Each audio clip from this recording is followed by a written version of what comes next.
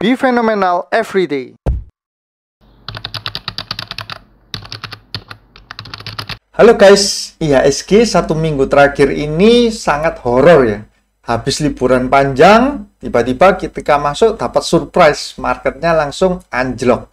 Nah, di video kali ini saya akan membahas 3 topik utama ya tentang market ini. Dan topik yang pertama yang akan saya bahas adalah tentang IHSG-nya sendiri.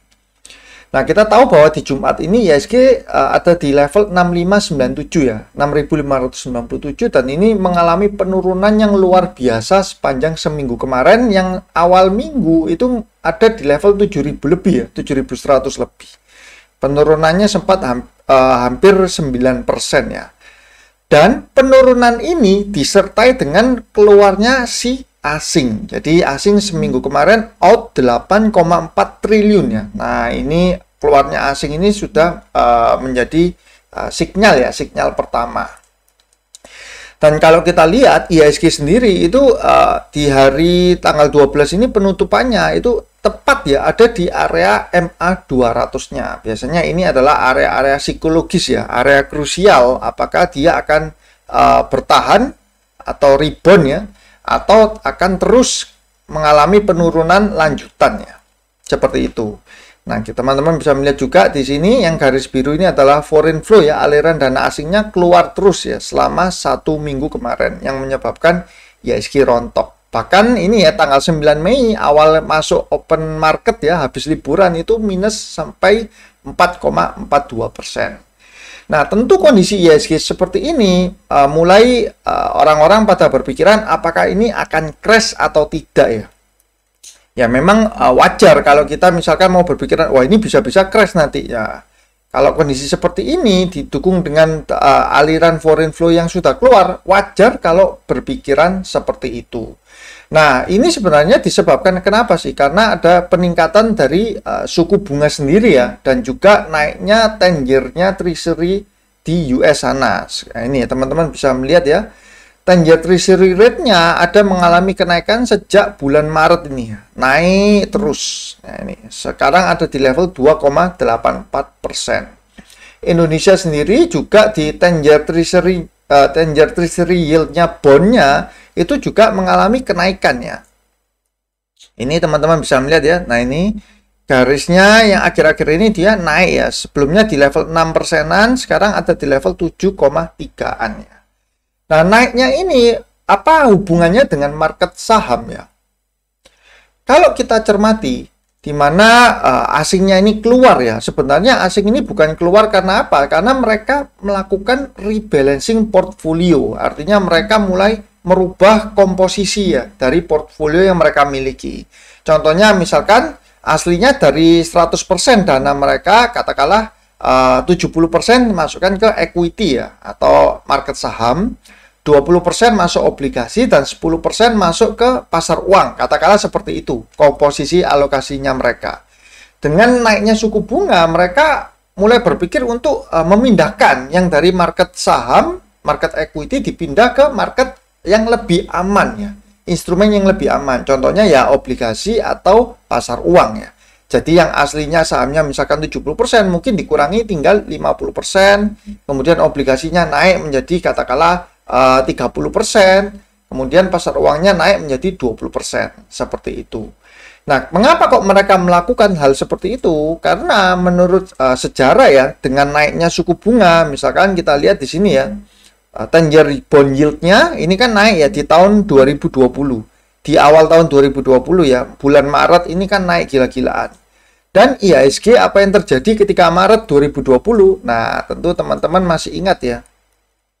Ketika bulan Maret 2020, nah ini ya, IHSG mengalami koreksi yang tajam. Saat ini adalah COVID ya, karena pandemi COVID-19.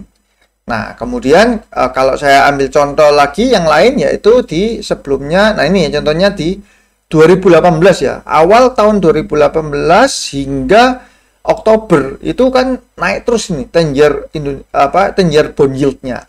Nah, bagaimana dengan market sahamnya? Market sahamnya di 2018 awal tahun hingga mendekati akhir, mana ini? 2018, 2016, 2017. Nah, ini ya. Ini 2018. Nah, ini adalah di IHSG di awal tahun ya. 2018 dia mengalami penurunan yang cukup tajam dan mulai naik kembali baru di akhir tahunnya. Nah, ini dia kan baru mulai naik lagi. Sebelumnya dia mengalami penurunan yang tajam. Jadi dengan naiknya 10-year bond yield ini menyebabkan para pemain-pemain besar atau investor besar melakukan rebalancing porto dan mengurangi aset-aset yang beresiko tinggi seperti saham. Nah, sekarang pertanyaannya, apakah berarti IHSG-nya ini kalau seperti itu kita harus cabut semua dari IHSG? Tentu ya enggak ya. Tetap ada sektor-sektor yang mungkin kita bisa lirik ya. Karena asing pun jarang sekali ya. Mereka asing atau big player itu jarang untuk tarik semua sampai nol ya. Di market equity itu jarang. Tapi mereka biasanya melakukan rebalancing istilahnya.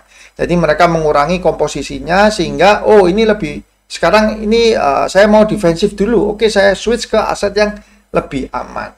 Nah, seperti itu pandangan saya tentang IHSG. Jadi, kalau dengan asing ini terus melakukan ibaratnya penarikan dana ya, asing keluar terus, maka kita juga, kalau saya lebih milih untuk mengikuti pergerakan si asing ya. Jadi mengurangi portfolio di saham. Kenapa? Kalau misalkan sampai terjadi penurunan terus-menerus, jangan sampai kita tidak punya cash. Jadi, tapi apakah ini kondisi seperti ini sudah pasti market crash? Nah, itu kita nggak bisa tahu ya, apakah market akan crash atau enggak. Yang kita perlu ketahui dengan pasti adalah asing melakukan rebalancing dengan mengurangi portfolio di saham. Sudah itu aja. Kita nggak usah mikir, oh ini nanti crash, ini nanti bisa naik. Ya memang 50-50. Antara crash turun atau dia akan rebound itu kan 50-50. Seperti itu. Nah, topik yang kedua yang akan saya bahas adalah kemudian sektor apa yang menarik ya di tahun 2022 ini dengan kondisi yang seperti ini. Kalau saya melihat yang untuk view-nya hingga di tahun 2022 ini adalah sektor komoditas Mas Ian ya. Loh, komoditas bukannya sudah naik tinggi. Kenapa kok masih dimasukkan? Nah, teman-teman, ini saya akan menunjukkan. Nah, ini ya. Komoditas salah satunya adalah batu bara ya. Batu bara hingga saat ini di bulan Mei ini itu harganya masih ada di level 300-an ya. Ini sekarang di level 312 kontrak untuk Desember 2022 ya. Bentar, sorry. Ini saya ya, betul. Desember 2022 itu 312 ya. Kalau bulan Mei 392, bulan Juni 361 ya. Nah, yang perlu dicermati adalah seperti ini ya. Untuk saham batu bara kan ada beberapa pilihan. Yang top 3-nya kan Adaro, PTBA, ITMG ya. Misalkan saya ambil Adaro ini. Kinerja Q1-nya ini kan sudah keluar si Adaro ini. Dia membukukan laba sebesar 5,7 triliun. Padahal tahun-tahun sebelumnya dia cuma 1 triliun, 1,6, 1,6, 1 triliun, 1,2. Sekarang 5,7 triliun. Artinya naiknya itu 400 hingga 500% ya labanya. Nah, kalau kita disetahunkan ya, nah ini bahkan kalau di tahun-tahun sebelumnya itu laba satu tahunnya kan 4 triliun, 6 triliun, 6 triliun, 5 triliun. Nah, sekarang Q1 aja sudah 5,7 triliun. Kalau disetahunkan 22 triliun ya. Wah, ini jadi fantastis sekali kalau bisa seperti ini. Nah, untuk di 2021 kemarin kan naiknya signifikan ya, menjadi 13 triliun. Kenapa? Karena harga batu baranya kan melompat kan. Dari level berapa itu? 70-an naik hingga level 140-150-an di akhir tahun kan. Dengan naiknya di satu kuarter saja, di kuarter keempat itu dia sudah membuat loncatan keuntungannya. Apalagi kalau misalkan di 2022 ini harga batu bara bisa stabil di angka sekian ya, di angka sekarang maksud saya. Maka tentu nggak kaget kalau nanti Q2 dia juga melejit, Q3, Q4 itu performanya luar biasa. Sama seperti contoh lagi yang si ITMG ya. Nah, ITMG ini dia laba Q1-nya itu 3 triliun. Ini 3 triliun. Nah, kalau kita cermati tahun kemarin laba satu tahunnya itu 6,7 triliun.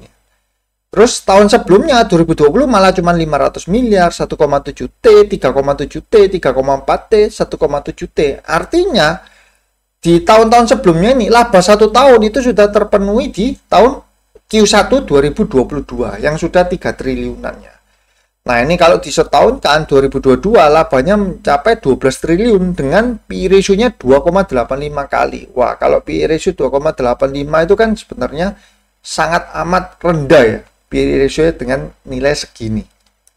Nah, ini salah satu alasan mengapa kok saya melihat kok komoditas ini masih berprospek. Walaupun kalau kita cermati jangka pendek seperti ini, jangka pendeknya kan wah ini lagi di atas Pak harganya. Harganya lagi ini kan dari 20 ribuan sekarang sudah 31 ribuan, sudah tergolong relatif tinggi. Tapi kalau secara valuasinya dia masih punya potensi untuk melanjutkan kenaikannya. Dan teman-teman jangan lupa kalau misalkan contoh saya kasih ya, kayak ITMG ini, dia ini sebelumnya pernah harganya di atas 31.000. Jadi sekarang ini bukan harga all time high-nya. Dia pernah di harga berapa ya, Kak?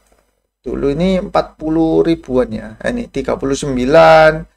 Ini 50 ribuan ya. Pernah di angka 56 ribuan di tahun berapa ini? 2011. Wah, ini tapi udah lama sekali ya. Nah, ini di tahun 2018 juga 32 ribuan ya sudah. Nah, dengan performa sekarang ini yang terbaiknya ya, di tahun 2022 ini kalau dia bisa mengalahkan 2021 kan menjadi performa terbaiknya dari ITMG maupun emiten batubara lainnya. Harusnya harganya dia juga tidak kalah ya dengan harga di tahun-tahun sebelumnya. Tapi sekali lagi ingat, ini untuk view di 2022 saja ya. Ini kalau saya, karena Indonesia ini kan juga ketolong dengan perang antara Rusia Ukraina kan. Dengan perang itu harga komoditas naik semua, padahal Indonesia ini salah satu penghasil komoditas ya terbesar di dunia, salah satunya juga batu bara. Dan untuk PTBA sendiri, PTBA juga sama ya, dia performanya di 2021 kan juga melejit 7,9 triliun dari sebelumnya cuma 2,3, 4 triliun, 5 triliun, 4 triliun, 2 triliun. Tapi Q1 dari PTBA ini belum keluar ya. Q1-nya masih belum keluar PTBA. Jadi yang keluar masih Adaro dan ITMG. Kalau Adaro sendiri harganya ini sudah tergolong all time high dibandingkan tahun-tahun sebelumnya ya, sekarang dia paling tinggi. Makanya saya lebih interest dengan yang PTBA atau ITMG. Nah, kalau kita lihat dari book value dan PE ratio-nya, kalau ITMG kan 1,8 dan 2,85 ya. Kalau PTBA dari 1,8 dan 5,5. Jadi lebih ibaratnya lebih undervalue sih ITMG ya. Kalau untuk melihat dari dua rasio ini saja.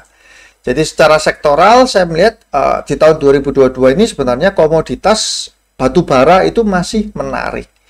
Nah, kemudian ada nikel ya. Nikel ini yang untuk listrik kan. Cuman memang nikel ini lebih spekulatif ya dibandingkan batu bara. Kalau batu bara itu kita sudah bisa prediksi lah di mana laporan keuangan 2022-nya ini mereka akan moncer gitu loh. Selama harga batu baranya tetap di range sekian ya. Gak usah 300-an lah. Katakanlah dia nanti turun ke 200-an aja, itu juga masih harusnya lebih bagus daripada di laporan keuangan tahun 2021 kemarin. Karena 2021 kemarin kan Q4-nya aja yang pelonjakan harga batu baranya. Seperti itu. Nah, untuk nikel sendiri memang karena kendaraan listrik kan sekarang sudah mulai banyak ya. Yang sepeda motor listrik juga sudah mulai kelihatan. Mobil listrik memang belum massal kalau mobil listrik. Tapi saya percaya nanti ke depannya pasti akan massal ya. Dan kalau sepeda motornya sudah banyak yang listrik, maka kebutuhan untuk baterainya kan juga akan meningkat pastinya. Nah, di situ nikel ini kemungkinan menjadi sentimen positif untuk tahun 2022 ini. Tapi nikel ini lebih spekulatif ya daripada batu bara yang sudah jelas dengan harga batu baranya sedang tinggi, perusahaannya pun cetak labanya gila-gilaan. Seperti itu. Nah, jadi topik kedua itu tadi adalah sektoral dan saya pilih sektor untuk komoditas. Nah, sektor consumer good memang juga tidak terlalu terpengaruh dengan kenaikan suku bunga ya, consumer good. Nah, tapi consumer good itu kan sektor yang untuk defensif ya. Jadi teman-teman yang sukanya main aman itu masuk ke consumer good kalau sedang marketnya itu lagi mengalami gonjang-ganjing. Seperti itu. Dan yang terakhir yang mau saya bahas adalah GoTo. Wah, ini sahamnya mengalami penurunan yang luar biasa terus-terusan ya. Saya pernah membahas bahwa GoTo ini, saya pernah bilang bahwa kalau misalkan mau turun ke angka 100-an ya mungkin nggak secepat ya, nggak terlalu cepat seperti Buka yang kemarin turun-turun terus. Ternyata saya salah ya. Jadi saya salah dan GoTo ini turunnya luar biasa, hampir tiap hari ARB sehingga sekarang sudah masuk ke kepala 100-an ya, 194. Nah, saya sendiri kan kapan hari juga ikut IPO dari GoTo dan baru saya jual itu sedikit sekali ya. Jadi saya masih ada pegang di saham GoTo ini bekasnya di IPO kan.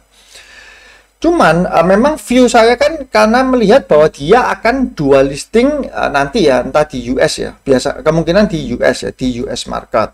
Dan saya masih percaya bahwa saham ini masih mungkin untuk bangkit nantinya ya, dengan porsi publiknya yang relatif rendah sekitar 3,43%-an ya.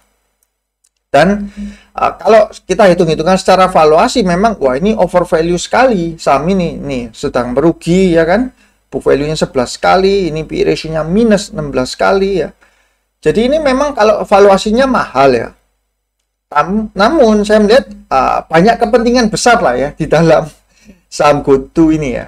Nah, teman-teman juga bisa melihat pemilik atau pemegang sahamnya mungkin lebih lengkap di laporan anunya ya, laporan prospektus yang waktu IPO itu kan keluar semua listnya. Nah, itu banyak pemain-pemain besar dengan dia merilis hanya 3%, itu saya rasa kok nggak mungkin selesai cuman segitu aja gitu loh story-nya ya. Jadi kemungkinan kalau misalkan nanti dia mendekati dual listing ya, dan memang harganya masih seperti ini ya, kemungkinan saya akan average lagi ya, untuk saham GoTo ini.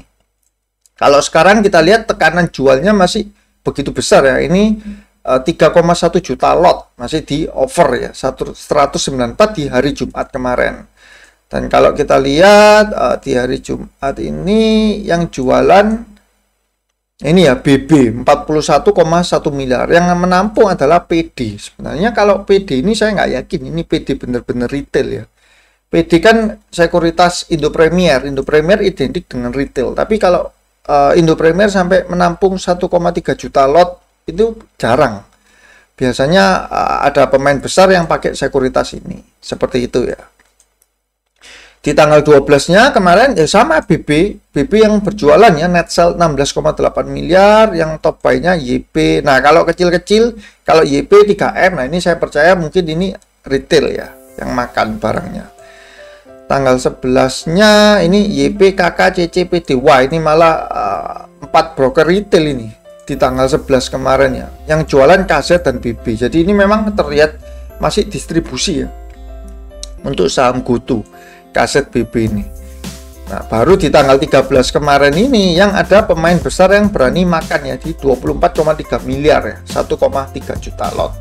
Itu. Jadi untuk GoTo saya pun masih percaya sih sampai dia view-nya untuk dual listing di US market. Dan nah, strategi saya adalah saya akan nanti mulai meng-average ya ketika sudah terlihat tidak ada aksi jual seperti ini ya. Kalau ini dia player BB ini masih berjualan terus, otomatis kan dia akan ARB terus-terusan ya.